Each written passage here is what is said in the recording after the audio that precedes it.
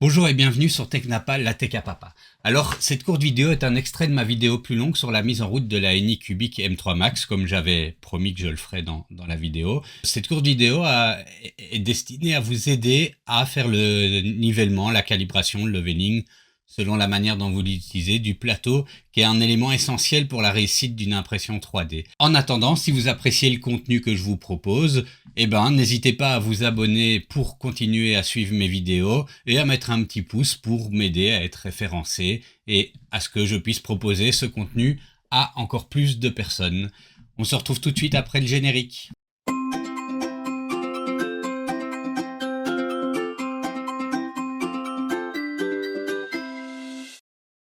Alors voilà, la première étape pour faire le leveling du plateau selon la méthode du film FEP, c'est de dévisser le bac. L'idée, c'est de pouvoir un petit peu jouer, tourner comme ça avec le bac. Alors une fois que le bac est libéré, nous allons aller sur l'interface dans le menu Tool et puis Move Z et nous allons appuyer sur la petite maison. Ça va faire ce qu'on appelle un homing, ça veut dire que ça va amener le plateau à sa position que vous allez programmer maintenant, mais il y a déjà une position par défaut. D'usine, c'est pas toujours bien calibré. Alors, vous voyez cette petite touche avec un sens interdit, c'est le stop.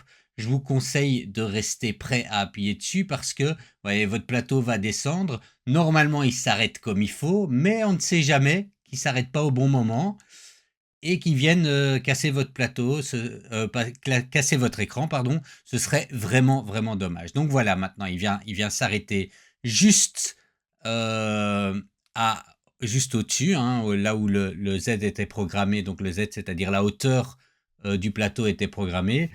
Et ben, l'objectif, c'est de pouvoir maintenant faire bouger ce bac le moins possible, enfin juste un tout petit peu, en restant appuyé sur le plateau. Alors, vous voyez, là, je reste appuyé sur le plateau et je bouge un peu le bac. Je vois que ça bouge encore beaucoup, donc je descends avec l'écran de contrôle avec des pas de 0,1 mm. Voilà, je descends deux, trois fois et je vois que ça bouge encore, mais moins. Donc voilà, j'essaye de bien tenir au centre et j'essaye de faire bouger la cuve. Alors, ben, là encore, c'est toujours pas assez, donc je redescends encore d'un pas. Et ça bouge encore un petit peu trop, donc je redescends d'un pas. Et là, ça bouge beaucoup moins, c'est pratiquement bloqué, c'est peut-être bon. Je redescends encore d'un pas. Voilà. Allez, deux, on va voir. Bon, ça bouge encore trop. Il faut être prudent, il faut y aller par petits pas. Là, ben là, ça bouge plus du tout. Voilà. Donc ça veut dire que je dois remonter de juste un petit pas. Hop. Donc j'appuie sur 0,1 et je rappuie d'un petit pas. Voilà. L'écran est des fois un petit peu capricieux, je dois avouer. Voilà, donc maintenant ça bouge à peine, mais pas très fort. Si je rappuie en dessous, ça bouge quasi pas. Donc je remonte d'un pas.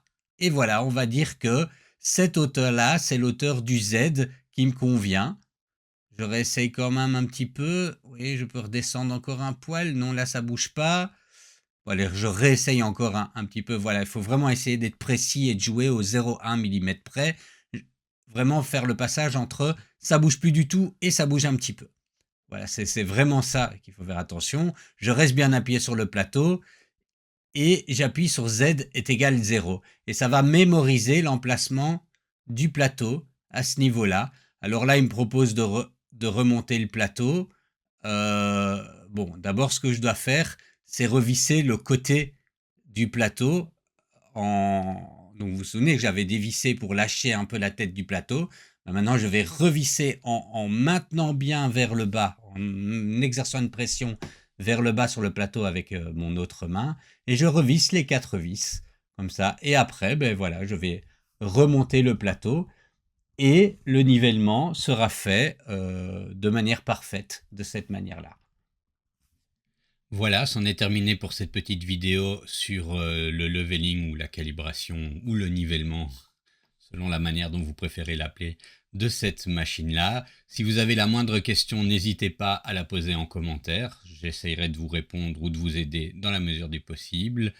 Et puis j'ai plus qu'à vous remercier pour l'avoir regardé.